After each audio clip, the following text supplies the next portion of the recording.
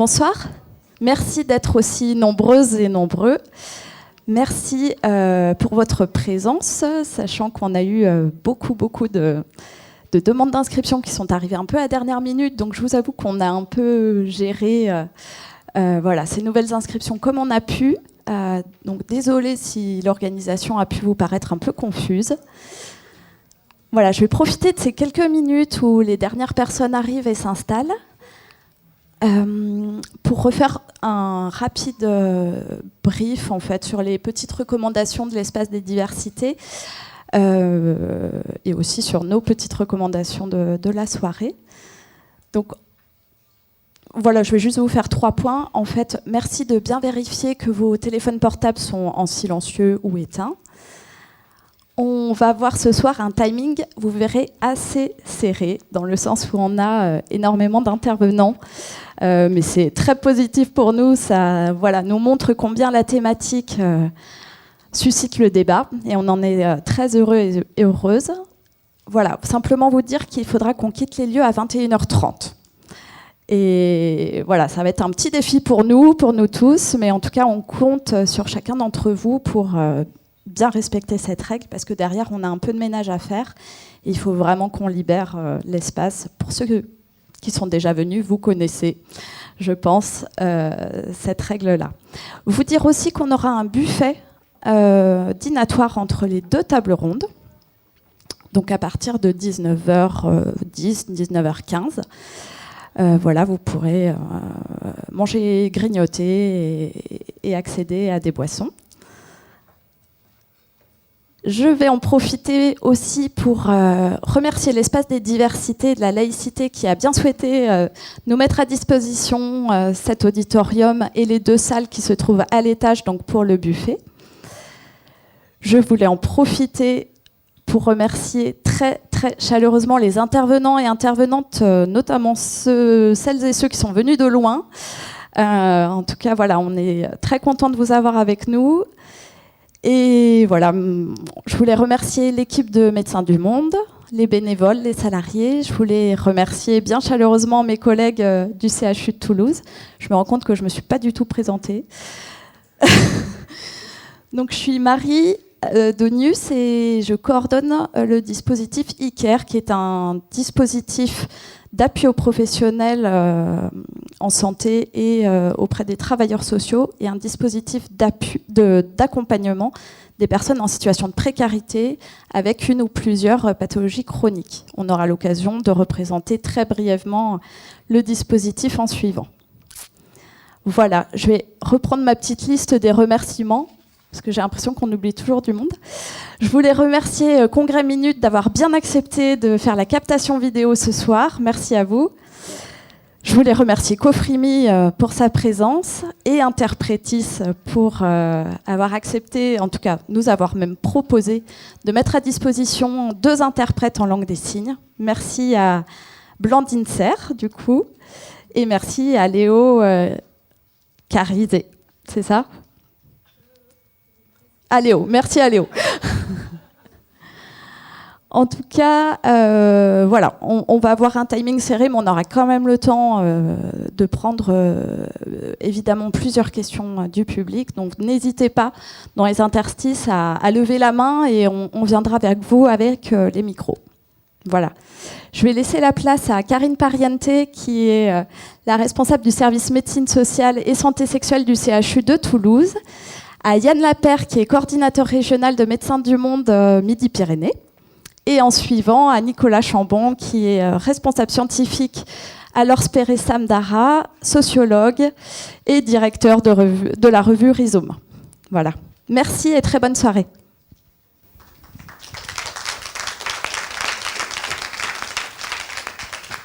Moi, je sens mon petit papier aussi, Marie. Bon, alors, moi, je suis Karine Pariente, je suis médecin à l'hôpital et je suis la responsable d'un service qui s'appelle le service de médecine sociale et santé sexuelle. Alors, je vais vous le présenter brièvement parce que c'était un peu l'opportunité ce soir de vous présenter les différentes unités de ce service. Il y a tout d'abord une unité qu'on appelle ICARE, que Marie vient de reprendre. Marie est la coordinatrice de cette unité. C'est la plus récente, mais pas la moindre. ICARE travaille autour de 2 axes essentiels. Un, c'est enfin lutter contre l'hospitalocentrisme, peut-être, qu'on défendait un peu, et se tourner enfin vers les professionnels de la ville en créant un réseau, en animant un réseau de professionnels de ville, en leur permettant de les outiller, et l'interprétariat est un de ces outils essentiels qui peut être financé donc, par le CHU aux professionnels de ville. Donc ça, c'était un peu une innovation pour nous.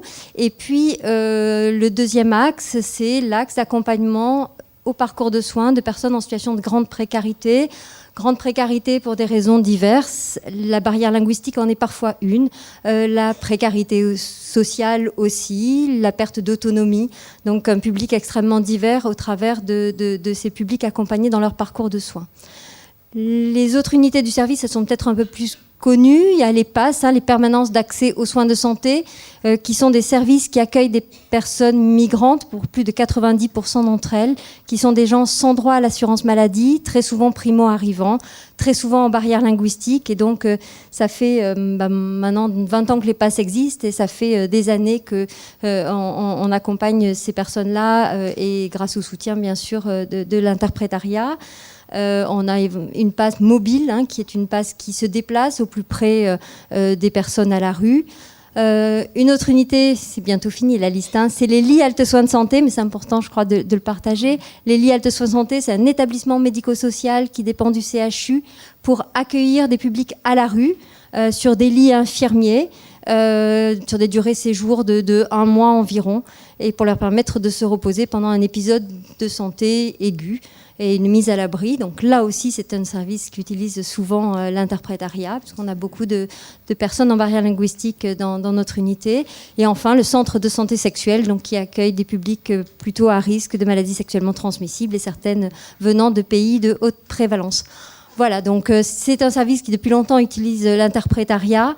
On en est très fiers, et puis je suis d'autant plus fière qu'il y a beaucoup d'interprètes qui sont là ce soir, et je crois que c'est eux que je remercie, parce que dans notre travail avec eux, c'est un vrai bijou. Et on crée à chaque fois une expérience un petit peu nouvelle. Et bon, c'est vrai que je suis émue là tout d'un coup de le dire, parce que je pensais pas parler des interprètes ce soir, je sais pas pourquoi.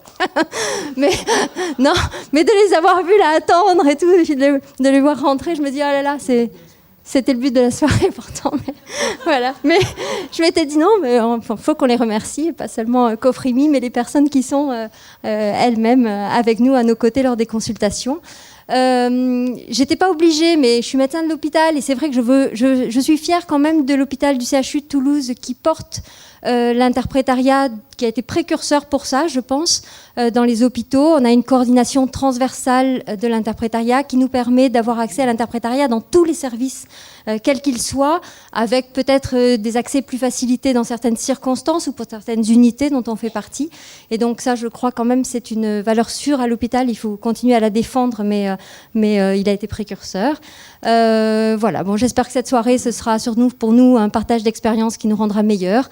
Voilà, je suis contente d'être à côté de Médecins du Monde dans cette aventure, parce que ce que j'ai pas dit au départ, et Marie non plus, je crois, c'est que ICARE, quand même, c'est une unité qu'on a créée en lien étroit avec Médecins du Monde, et surtout tout le côté réseau, animation de la ville. Voilà. Bon, je vous remercie. À bientôt.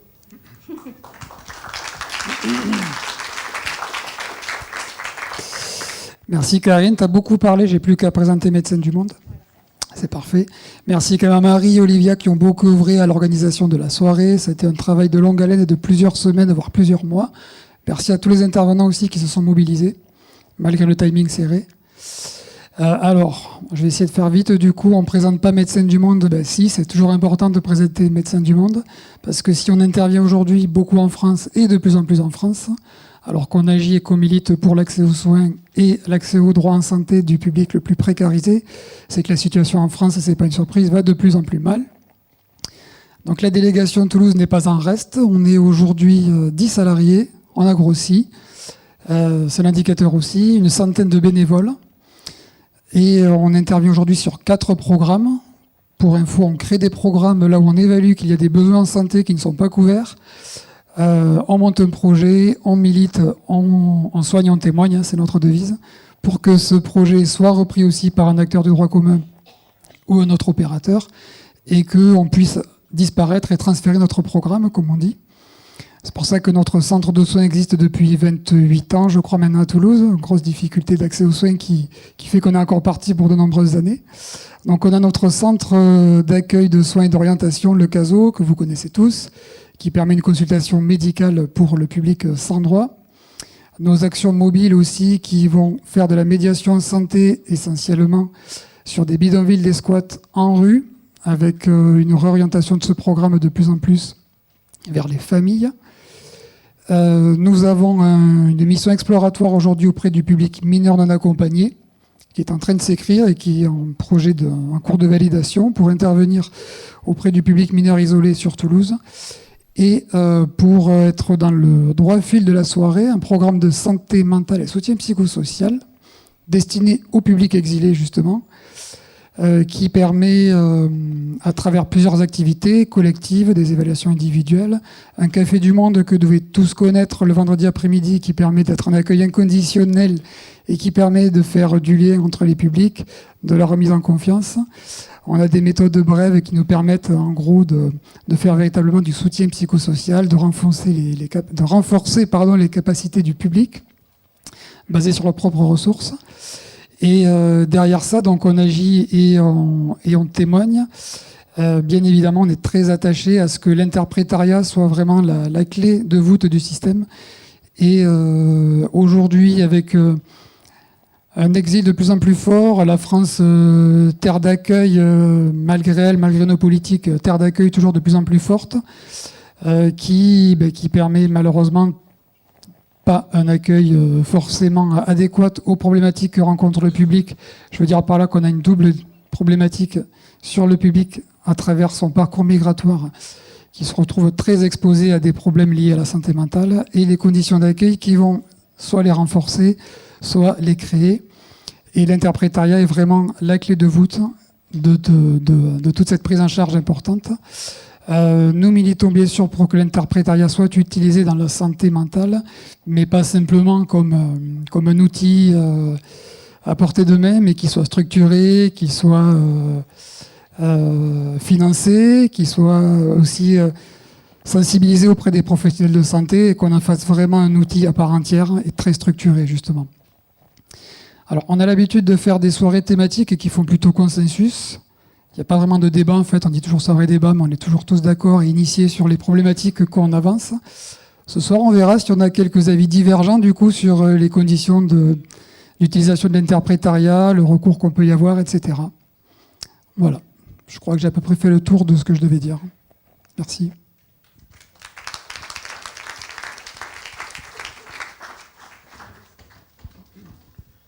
Du coup, c'est à moi, c'est ça ? Tout à fait. Bonjour, bonsoir à toutes et à tous. Un grand merci aux organisatrices et organisateurs. On est très content d'être là. Donc on vient de Lyon avec Gwen Le Goff et on travaille pour un observatoire qui s'appelle l'ORSPER. Voilà. On édite notamment la revue Rhizome. On porte une formation qui s'appelle Prisme. Bref, différents outils. Sur le sujet, on vient de sortir un bouquin sur l'interprétariat en santé qui est disponible sur la plateforme Kern. Voilà, et on porte aussi un diplôme universitaire qui s'appelle Dialogue. Bref, moi je suis responsable du pôle recherche et on s'intéresse aux liens entre précarité, migration et santé mentale. Autant dire des sujets qui sont devenus d'actualité. Alors, je vais dire des choses assez générique que vous connaissez tous et toutes, mais voilà, c'est une manière un peu d'introduire le propos. Ça a été dit par Yann en introduction. Effectivement, on parle souvent de crise migratoire. Voilà, il faut plus parler de crise de l'accueil, parce qu'effectivement, on a quand même tendance à penser qu'il n'y a pas forcément de crise migratoire, dans le sens où on va de plus en plus être amené à migrer et le dérèglement climatique va accentuer de fait, a priori, les migrations. Donc crise de l'accueil, depuis 40-50 ans, voilà, des politiques migratoires de plus en plus restrictives, et depuis 15 ans, une forte augmentation en France de la demande d'asile.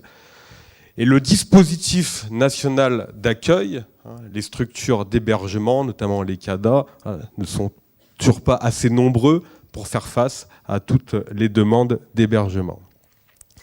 Donc j'ai trouvé des chiffres ce matin, j'ai pas eu le temps de les mettre dans le PowerPoint, mais l'adresse a fait un rapport ce matin qui montre que 40% des personnes hébergées dans le dispositif national d'accueil ne parlent pas français. Donc sur les 105 000 personnes hébergées, on a 40% des personnes qui ne parlent pas français. Il faut savoir qu'en France, il y a des grosses variations sur qui va être hébergé. Et dans les grandes métropoles, on a beaucoup moins de personnes hébergées que sur des territoires plutôt, entre guillemets, ruraux. Et on a entre 35 et 40% des personnes qui vont avoir le statut quand elles demandent l'asile. Importante, cette slide. En France, il y a le dispositif national d'accueil et à côté, il y a le champ qu'on appelle AHI. Du coup, les CHRS, l'hébergement d'urgence. Et aujourd'hui, en 2023, on a de plus en plus de personnes issues de la demande d'asile, migrantes, qui se retrouvent hébergées dans le champ d'accueil, hébergement, insertion.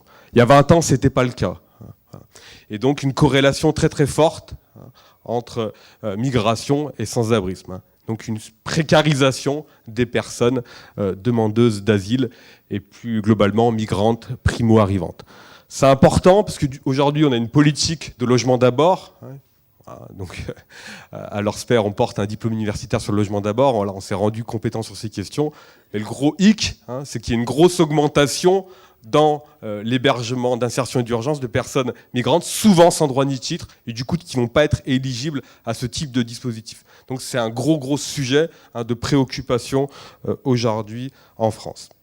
Et du coup, les chiffres aussi qui datent de ce matin, 55% d'étrangers en CHRS, 77% en hébergement d'urgence et 30% sous aide médicale d'État. Donc ça donne un peu une idée de la sociographie des personnes hébergées aujourd'hui dans le champ de l'accueil, hébergement, insertion. Et 34% qui parlent peu français et 7% qui ne parlent pas du tout français. Donc des personnes qui sont là depuis de nombreuses années, on peut l'imaginer, et qui ne parlent toujours pas français. Du coup, deux processus très importants, on va dire d'irrégularisation. Quand on demande l'asile, la norme c'est d'être débouté. Donc environ 2/3 des personnes qui vont être déboutées de l'asile. Donc le chiffre de l'aide médicale d'État augmente vraiment de manière très importante. Il y en avait 75 000 en 2002, aujourd'hui on a plus de 400 000.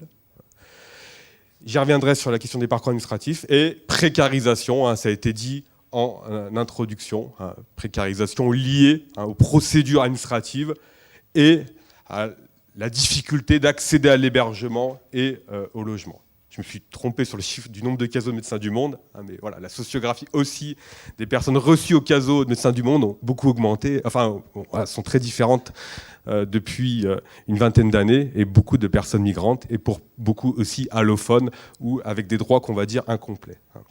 Et du coup, des dispositifs qui étaient pensés pour précaires, les permanences d'accès aux soins de santé, c'est 1998, les équipes mobiles psychiatrie précarité, c'est 2005, et du coup, aujourd'hui, vont être vus comme étant des dispositifs pour personnes migrantes.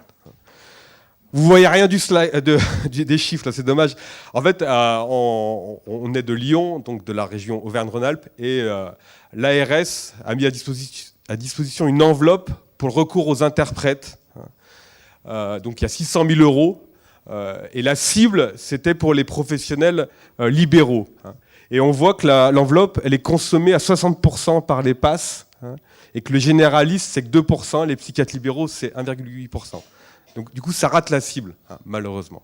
Mais ce qui veut dire aussi que le plus gros de la patientèle va aller sur les permanences d'accès aux soins de santé. Ça donne juste une idée de la sociographie. Les chiffres, là, sont pas forcément très ajustés. On peut considérer, et c'est ce que fait notamment le COMED à Paris, qu'il y a un peu plus d'1 million d'étrangers précaires aujourd'hui en France. Alors par rapport à la question de l'interprétariat, par exemple, on a 310 000 personnes réfugiées, mais on a aujourd'hui des personnes réfugiées, ce n'était pas forcément le cas il y a 20 ans, qui ne parlent toujours pas français. Donc environ 140 000 demandeurs d'asile. J'ai dit les personnes sans titre de séjour. Voilà. Donc le chiffre peut faire controverse, mais on va dire plusieurs centaines de milliers de personnes.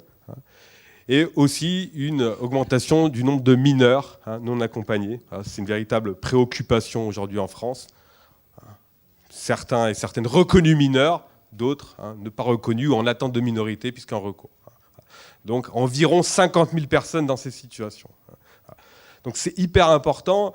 Et pour beaucoup, avec des problématiques administratives, et clairement aujourd'hui, on ne voit pas comment il ne pourrait pas avoir une régularisation massive pour éviter des situations hyper précarisantes pour les personnes et avec de grosses conséquences sur la santé mentale. Évidemment, quand on parle de santé mentale, c'est lié à la souffrance des personnes. Ça a été dit aussi en introduction, lié à la migration, lié au fait qu'on ne migre pas sans raison, et généralement c'est lié à des situations de conflit. Mais les routes migratoires sont devenues aussi de plus en plus compliquées, dangereuses, et le non-accueil va aussi être un gros facteur de troubles en santé mentale. Recours administratif, alors ça veut dire quoi ? C'est aussi une particularité en France des publics vulnérabilisés, c'est que l'orientation vers les systèmes de soins, elle va se faire sur des logiques administratives. Ce n'est pas pour dénigrer ce recours, mais c'est pour aussi penser les effets que ça peut avoir sur les personnes. On va aller faire une passe pour ouvrir une AME. Dans le cadre d'une demande d'asile, vu qu'on est contraint sur le nombre de places dans le DNA, il faut être en situation de vulnérabilité, potentiellement aller faire un certificat médical. Dans le cadre d'une demande de titre dit étranger malade, c'est pareil, on va faire un certificat médical. Mais faire un certif, c'est pas être soigné. Voire même, par rapport aux questions du traumatisme, j'y reviendrai, on ouvre quelque chose, et puis on le referme peut-être tout aussitôt. On avait amené le rhizome là, sur la pérédance et l'interprétariat. J'avais écrit un article avec un collègue psychiatre où on a une situation où une personne vient demander un certificat médical dans le cadre d'un recours à la CNDA. Et c'est l'interprète qui, mandaté par l'intervenante sociale, dit à un moment au médecin « mais cette personne a été violée, il faut le mettre ». Mais, on le met dans le certificat, mais derrière, il n'y a pas une prise en charge psychologique ou psychiatrique. Donc ça, c'est un sujet aussi. C'est un gros sujet. Ce qu'on dit souvent, je l'ai dit tout à l'heure, 2/3 des personnes, on va dire les 60% des personnes vont être déboutées de l'asile. Les personnes qui sont déboutées de l'asile vont de fait être déboutées de leur histoire. Et ça, c'est très très violent. C'est très très violent. Et du coup, les professionnels, notamment dans le champ de la santé, vont être un peu suspicieux de cette vision un peu utilitariste. Et les personnes, elles, vont avoir l'impression de jouer leur vie sur ce moment-là. Donc, ce qui va teinter les problématiques de santé mentale, c'est les situations de précarité, prévalence des troubles anxieux. Ce que je mets à la fin du slide est aussi important, c'est qu'aujourd'hui, en France, il y a une évolution des dispositifs psychiatriques, des dispositifs du champ de la santé mentale, qui vont plutôt mettre les moyens sur la santé mentale positive, à gros traits sur le développement personnel. La réhabilitation psychosociale, par exemple. Malheureusement, les personnes précarisées, migrantes, vont être faiblement représentées dans ce type de dispositif. Donc on va mettre de plus en plus de moyens vers ce type de dispositif, et en même temps, les personnes les plus précarisées, et notamment les personnes migrantes, ne vont pas se retrouver dans ce type de dispositif. Pourquoi ? Parce qu'en fait, c'est des dispositifs où finalement, on va mettre les moyens sur la situation sociale, sur les habilités sociales. Mais quand les personnes sont isolées, quand elles n'ont pas forcément de droit au séjour, qu'elles n'ont pas forcément accès du logement, on ne peut pas, entre guillemets, jouer sur ce terrain-là. Donc voilà, un slide sur la gauche qui montre les liens entre précarité et santé mentale. Qui de la poule ou de l'œuf en 2023, finalement, peu importe. Il y a de fait des liens entre le fait d'être en situation de précarité et avoir des troubles de santé mentale et inversement. Donc ce qu'on dit souvent, c'est qu'il y a un enjeu d'en faire un cercle vertueux. Soutenir la situation sociale des personnes, c'est soutenir leur santé mentale et inversement. Sur la droite, le trouble du stress post-traumatique. Donc voilà, une catégorie nosographique qui monte. Voilà, et tant mieux, hein, on a de plus en plus une connaissance affinée de ce type de troubles. Hein, et on se rend compte que les personnes en situation de précarité, notamment les personnes migrantes, de fait en situation d'exil, hein, vont apparemment, hein, pour beaucoup de travailleurs sociaux, être pour la quasi-totalité traumatisés. Mais vous, pour la plupart, êtes confrontés au fait que la prise en charge, notamment des dispositifs spécialisés pour les personnes psychotraumatisées, et c'est l'objet de la thèse de Gwen Le Goff dans les centres, dans les CRP, hein, en France fait débat. Hein, parce que là, il y a quelque chose aussi qui renvoie au fait qu'on a affaire à du trauma complexe.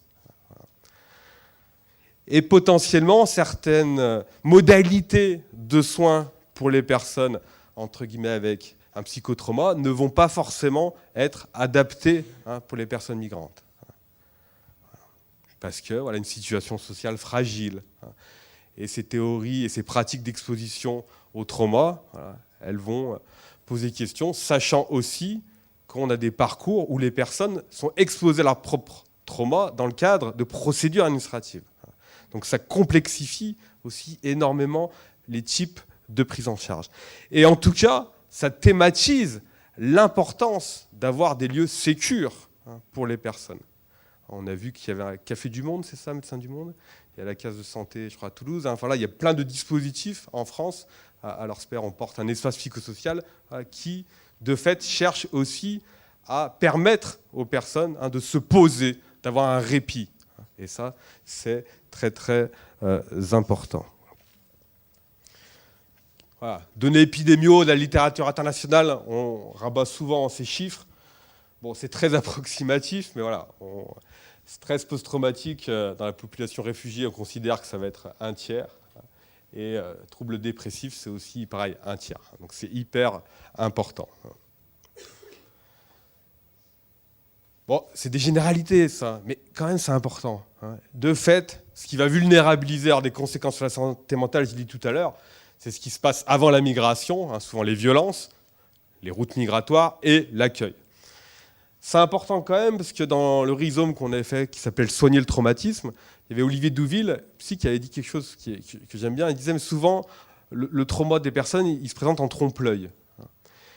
Et pour des raisons notamment administratives, on va mettre le focus sur ce qui s'est passé dans le pays d'origine. Au risque d'invisibiliser, hein, ce qui s'est passé dans le parcours migratoire et même dans la société d'accueil. Se retrouver violenté dans son centre d'hébergement, faire 4 jours à la rue. De fait, on s'expose à des situations hyper traumatogènes.